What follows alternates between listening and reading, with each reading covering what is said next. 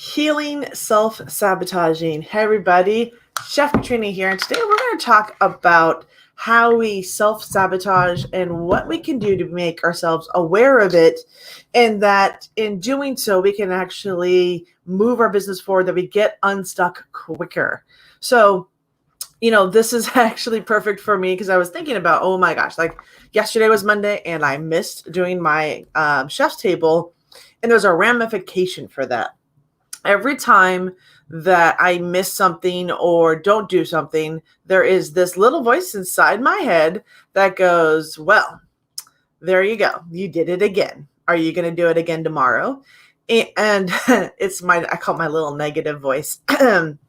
And it happens too often sometimes that most of us, especially getting started, I've been able to kind of mediate it now the more I've been practicing it, but it takes a long time to become aware of self-sabotage and the 7 things that we need to become aware of. The first one is recognizing we're self-sabotaging. A lot of the times, and we know, we actually know, we can feel it in our gut, we get uncomfortable. We know that we're self-sabotaging ourselves. We can see ourselves defeating each other. We stop showing up for things. We stop doing things for our business. One negative comment, and all of a sudden we're like, not doing this anymore. So the self-sabotage is something we just have to be aware that we're doing. And I call this the roller coaster. I was on it for too long in all actuality. There were moments in my business when I have highs, and then there are moments when I would have lows. And really at the core of that, what I discovered was I was doing my own self-sabotage. I was my greatest enemy and my best advocate for my business at the same time. So inside of that was the first thing, was becoming and recognizing that you're self-sabotaging. The second thing is the procrastination. Procrastination is the one thing that will definitely wipe you out. The moment you have a thought, and this was something I remember going through and really being drilled in through the leadership and mentorship training that I've gone through, is that the moment you have an idea, if you can take action, like get it done. I've seen books called Eat That Fish, or do or Eat That Frog. Eat the Frog, where there's a book, if you guys haven't read it, it's called Eat the Frog, and it says do the hardest thing in the morning, right? Get that done first, because that's typically the one thing that will keep you procrastinating, delaying the inevitable. And the more you procrastinate, the more you self-sabotage actually. So once you get it done, once you send that email, once you do that thing that needs to get done, there is a relief. There is a sense of accomplishment that starts to happen. And that is you saying, no, I'm not going to self-sabotage. I'm going to go ahead and do this anyway. The third thing that really can take us out is criticism. Criticism from others, criticism from our friends. Criticism is another thing that will self-sabotage us. The moment I get a negative email, boy, is that criticism, it'll take me out real quickly. Even a comment about how I look on video, if I hear it from a family member or a friend, I'm like, and there's a sense of like, I don't want to do that again. I don't want to put myself out there and be open to criticism. So criticism is always going to happen. Unfortunately, everybody's going to criticize something. I do it myself. I am not perfect. I definitely have an opinion about things. And inside of that, there's criticism. I've started to learn, and there was something I learned in being a chef at Disney. We called it I know this is going to sound weird. We called it the slap and the tickle. So the idea was that you sandwich the negative between 2 positives, right? So the idea is you recognize a person for, being there, for showing up, you critique a little bit in the middle, and then you praise them at the end. So you want to sandwich negativity between 2 positives to keep reinforcing and bringing people back into that. Was one of the things I learned, and I'm really grateful for the times that I was a manager and a chef at Disney, because we work with a very diverse group of individuals, and understanding how to deliver criticism in a positive manner really is a skill set to learn. But that was one of the big things, is that criticism from others, and also be kind to yourself. We tend to criticize ourselves. It is the compliment sandwich from the Family Guy. I love that. That is awesome. So the other thing we have to work at is we tend to criticize ourselves. I'm not good enough. We do some comparatitis, which is an ugly little thing that we do. Comparatitis is what we do to compare ourselves to other people. And there's a quote that I read that says, don't compare your beginning to somebody else's middle. See, we never know, and social media is great at this, and media in general is really great at projecting where people are, and usually at a different level of success. But they don't, and we don't talk about like how to get started, like the pain points of getting started, what it was like to get struggling, the dragging your body out of bed, the not wanting to do it, the doubt, the fear, the craziness of it all. So be kind to yourself. Don't worry about you have to live in your future, not where you are right now. That's one of the big things. I always say, if you're going to take on the world of entrepreneurship, you have to live into your future, not where you are in your present. Because your presents are circumstances that are just what they are. They're there now, but they're not your future. You don't have to stay in that. So be kind to yourself. Perfectionism. Oh, I love perfectionism. Not really. And I say this all the time, perfectionism doesn't exist. There's no such thing as a perfect human being. We all are flawed. We all have mistakes. We all have past. We all have baggages. We've all done stupid things. We've all had to learn to grow and become better at what we do. So, perfectionism, that ism will also make you self-sabotage, the willingness, the thinking that I have to be perfect before I can put it out there. My hair has to be perfect before I put it out there. My course has to be completely done before I put it out there. My website has to be done. Everything has to be done, or I have to look a certain way, or I need a red spoon before I can do my Facebook Lives. This is actually my perfectionism at work. See, these things really are what keeps you stuck also. These are also self-sabotaging. They will keep you stuck longer than anything else, saying, I've got to make sure it's perfect. Well, there isn't a perfect person. Perfectionism, there's a flaw. It's actually the flaws that make us perfect. It's actually the imperfections that bring out the best of us. It's about your amazingness of being imperfect and then owning up and owning that imperfection. The other thing that can happen with self-sabotage is, do you trust yourself? Self-belief is one of the most limiting things that we can actually put in here. This, again, right here, will stop us from doing a lot of things. So do you believe? Do you believe that you're going to do it? Do you believe that you're making an impact? Do you believe that you're changing somebody's lives? Do you believe that what you're doing is important, critical, and will make a difference out there in the world? See, your belief is one of the biggest things that will pull you forward. And do you trust yourself to do it? Do you trust yourself to do the work that needs to get now to become the better person, to become the entrepreneur that's building a business? Do you trust yourself to do what needs to get done? Stop struggling. Oh, I love this one. This is number 6. So stop struggling. I haven't been counting. But struggling is something we all do. How many of us are solo entrepreneurs? How many of us think we have to figure it out on our own? That I'm the only one that's going through this? That there's no way I can afford a coach or a mentor. I'm just going to have to figure this out because I'm broke. I don't have the ability to do it. And that's usually one of the big reasons we stop getting coaching. But here's the thing. If you want to grow, and I've learned this through so many things, but even as a chef, even in the kitchen, I was always willing to be an apprentice. And what apprentice does, an apprentice is somebody that will do the work in exchange for the knowledge. Sometimes it's not the money that you can exchange to get a coach or get a mentor. Sometimes it's your time. If you're willing to apprentice or be an intern under a leader, that you can get the value you need without always spending the money. See, an entrepreneur starts getting creative when they want to coach. They start looking for how they can serve. They start looking for how they can get the money together. They start looking around them for solutions rather than keep dwelling in the problem.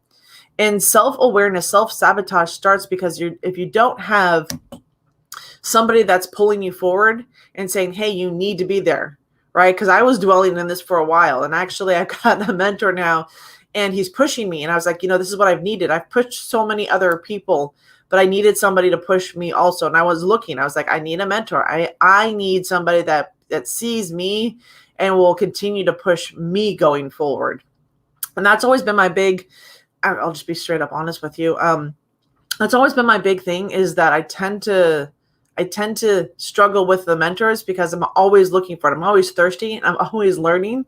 But mentorship really has been the key to my business growth, my mental growth, my understanding of how to kick the self-sabotaging habits I've developed. So it's really important that you look at, who can I go to as a mentor? Who has what I want, that I can do what they do to get what they got? And in doing that, it's what are you willing to do? Are you willing to trade time for money? There was a time, even when I first got started in the world of digital marketing, I was trading a lot of time for no money, just so that I could get in front of a mentor I wanted to have as my mentor. I was answering questions. I was starting to learn their systems, and I was being an advocate in their community for the strength of the program, for what that was up to.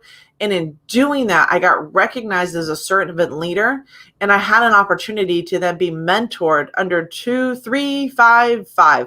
five incredible digital marketers from all walks of life that were teaching me email marketing, blogging, funnels, system development, money management, all the things that I needed in the background. And at first, the thing I had to do was give and be an apprentice, right? I needed to first be willing to do the work, trade my time, because that's what I had. I didn't have any money, but I had time, and I was willing to trade my time to have a coach and have a mentor. So stop struggling and ask for mentorship. The other thing you have to look at, number 7, is, what's your plan? What is it that you want to accomplish, right? What is it that you want to do in your business? Because if you don't have a vision of where you want to go, if you're not dreaming here of what life is going to look like in the next 6 months, to the next year, to the next 5 years, if you're not looking at yourself anywhere in the world and what it would be like and feeling it here and throughout your body, then if you don't have the plan, what are you executing on? Right? And a plan could be as simple as, for my network marketers, I just want one person onto my team. So do the activity that would bring somebody onto your team, right? Do the activity that would have something become a result in your life. See, once you start building, then we can start feeding your mind. See, action is what builds. So having a plan gets you into action. That's feeding your mind. Creating the plan is the little things that you're doing. This is spoon feeding yourself. This is like, what is it that I want to accomplish? What are your goals? What are your dreams? So I think, and even for myself, for a while there, I stopped dreaming. And it showed up everywhere. It showed up in my business, showed up in my personal life, showed up with family. Because the moment I stopped dreaming bigger than who I am right now, I let my circumstances dictate how my life is going. And my circumstances are not my life. And the moment I kind of woke up to that, and the moment I said, no, something's going to change, things started to get different. Things became different, right? Chef's Table got reinvented. And I come to you guys every day. And so self-sabotaging is something we do. So there's 7 things just to re-note. So just to recap the 7 things to be aware of around self-sabotage, right? Recognize that we are self-sabotaging. Recognize that in yourself, right? Self-awareness for this one. Procrastination. Notice when you procrastinate. Find out what has you procrastinate and do it anyway. Criticism. Be kind to yourself. Be okay when you make mistakes. Be okay when you have oops, right? Criticism. Be careful of that. Perfectionism. Number 4 is perfectionism. Don't let perfectionism keep you from moving forward, right? Your imperfectionism, your imperfects, your flaws are actually what we're looking forward to seeing. That's why I said, I missed yesterday. I acknowledge that I missed yesterday's Chef's Table, but that was also a piece of me going, it was self-sabotaging. It was procrastination. There was definitely ability of say, like, is this going to be perfect? Am I trusting myself to continue to deliver value to you? So trustworthy, right? Finding yourself, do I commit to what I'm going to do? Do I give my word and honor it, right? Getting a coach and a mentor. finding somebody that can guide you around what it is you don't know that you don't know, right? And some of that, for most of us, it's going to be business mentors. It's going to be somebody that's going to teach us a specific way of building a business. Somebody that's going to show us how to build websites, talk to people, have business conversations, how to invest in other people, how to hire other people, how to fire other people. There's so many things that you can learn depending on where you're at in your business. And then the seventh thing is, what's your plan? What is it you want to accomplish? What do you want to accomplish for the next 30 days? Give yourself small goals. What is it you want to accomplish this week? What is it you want to accomplish in the next, 7 days, 30 days? What is it you want to accomplish today? Start with right now. What is it that you want to accomplish today? Because if you take action, the self-sabotage becomes less and less, right? You guys all have what it takes to become extraordinary leaders. It's just a matter of leading. It's just a matter of leading yourself. If you're open and willing to lead yourself, building leaders becomes a lot easier, because then you're looking at how do you ask them questions to get them to make the decisions that they need to make in their business. So of these seven self-sabotaging ways that you can be just aware of, if you really want to get into a group, if you really want to take on these seven and you want to recognize when you self-sabotage, when you could take yourself out, when you procrastinate, what's your criticism, what's your perfection, and how this is all affecting you, then I do invite you to take on this, freedom challenge.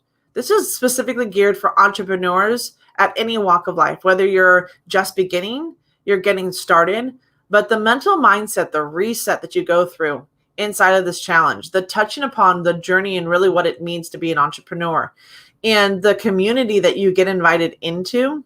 See, communities also help repel or make you aware of when you're self-sabotaging. They'll hold you accountable. They'll show up. They'll go onto your newsfeed or Facebook Messenger and say, hey, you didn't do your chef's table today. Is everything okay? And see, that accountability will keep you moving forward. So it's important. If you're just watching this for the first time, you guys have joining me here at the Chef's Table, and you haven't done the Freedom Challenge, take it on. Take it on for yourself, for your business, for your mindset. There is a great trainer inside of here, James Melichek, who talks about, what it means to invest in yourself and what it means to be building a business. And he shares some of his struggles that he's had over the years as he's built his business. And what's really interesting is those struggles make him more relatable. So you have to understand that every single trainer, master trainer, usually when we talk about the difficulties that we've had to overcome, it makes us more relatable. So look at your struggle, your setbacks, your imperfections as the parts of your story that you're creating. What is it you're going to triumph over so that you can give people an opportunity to believe what's possible and have that for themselves in their lives. So I want to thank you guys so much for joining me here at the Chef's Table. I know your time is valuable, and I appreciate that you've been on here the whole time with me. And thank you, Susan and Harry and Heidi. You guys are amazing. And Betty that's on here with me. You guys you add to this. And I thank you for your leadership and your entrepreneurship, because I know that you are entrepreneurs that are building your business and doing incredible things every day to make that happen. And I couldn't be more proud to be surrounded by leaders like you that are out making a difference in the world. So thank you for your commitment to yourself, to your business, and thank you for joining me here at the Chef's Table. We'll see you tomorrow. Have a great one, everybody. Bye-bye.